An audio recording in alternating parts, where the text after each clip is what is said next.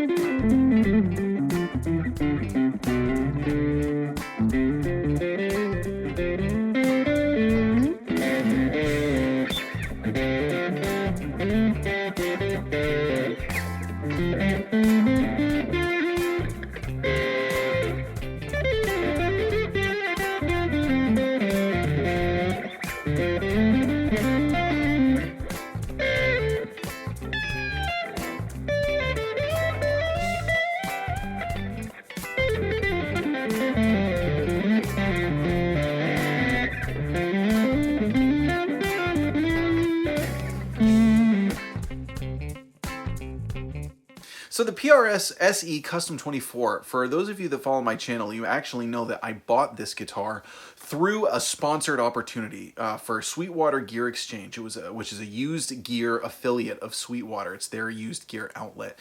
And the sponsored idea was that I was able to put together a rig for $1,000 or under, and it was just whatever I thought was best. So there was no branding involved in it. They just said, you know, we're going to let you pick out a rig and, you know, to show people kind of what I would go for used and help direct people towards gear exchange. Now, I actually went with two different rigs. One was sponsored by Sweetwater and the other one was just completely on my own volition to show people two different directions you could go doing that.